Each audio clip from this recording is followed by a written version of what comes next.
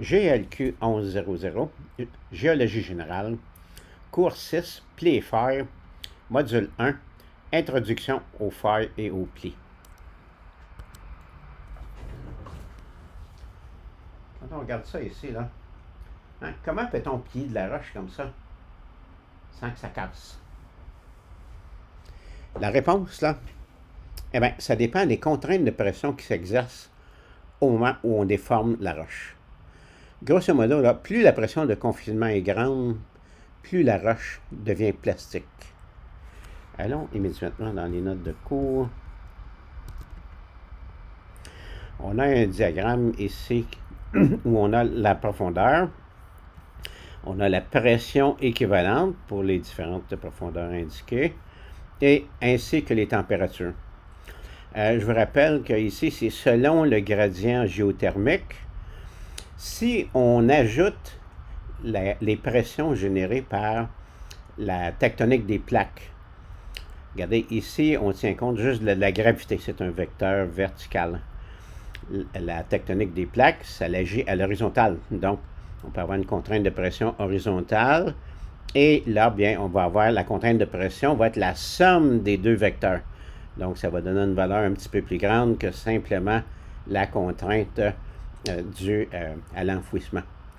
Bon, ceci étant dit, on a divisé ce domaine de pression croissante ici en niveaux structuraux par rapport au comportement des matériaux. On commence au sommet entre 0 et 3 km de profondeur. C'est le niveau structural supérieur. Et dans ces profondeurs-là, les matériaux ont un comportement plutôt fragile. C'est-à-dire que si on les sollicite, ils vont casser.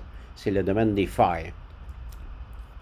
Dans la fourchette entre 3 et 8 km, et là, avant d'aller plus loin, si on fait une connexion avec le cours sur les roches sédimentaires, on avait dit que la diagenèse des roches sédimentaires se perd entre 0 et 6 km de profondeur. Donc, le moment où les roches sédimentaires sont déjà lithifiées jusqu'à leur extrême, ici à 6 km, ainsi que le début du métamorphisme, là, définit le niveau structural moyen. Et là, les matériaux commencent à être ductiles. Ils sont encore assez rigides, mais on peut les plier. Et là, bien, les plis vont avoir cette caractéristique-là qu'on voit dans le dessin. Regardez, c'est un comportement un petit peu comme un jeu de cartes.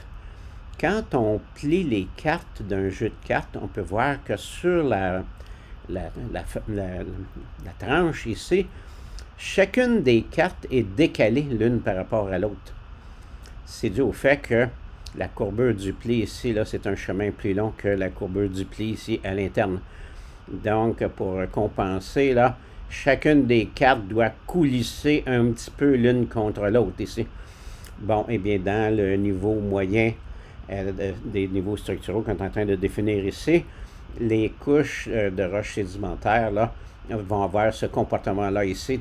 Donc, entre chacun des niveaux, il va y avoir des décollements pour pouvoir permettre la flexure que l'on voit ici. Enfin, si on continue, dans la fourchette maintenant entre 8 et 18 km, c'est le niveau inférieur par rapport aux niveaux structuraux, les matériaux deviennent encore plus ductiles. Et là, on va voir les différentes étapes là, qu'on avait vues pour les roches métamorphiques. On va voir d'abord des phénomènes d'aplatissement. Il va se développer dans un premier temps pour les matériaux à grains fins comme les boues des fonctionniques, là, un clivage ardoisier. À plus forte pression-température, va se développer une schistosité. Et à plus forte température-pression, on va atteindre la fusion partielle des matériaux. Le quartz et le feldspath vont fondre. Ils vont se séparer des infusibles et on va développer ce qu'on appelle un rubanement gneissique. Si on va à des pressions qui équivalent à des profondeurs plus grandes que 18 km, on rentre dans le domaine des infrastructures et là, à ce moment-là, les matériaux ont un comportement complètement fluide. On va avoir des rubanements gneissiques formés quand on était dans ce domaine-là, là, qui vont montrer des déformations qui ressemblent à des déformations qu'on peut avoir seulement dans des liquides. Bon, et bien, ceci termine le premier module sur les plis et les fers.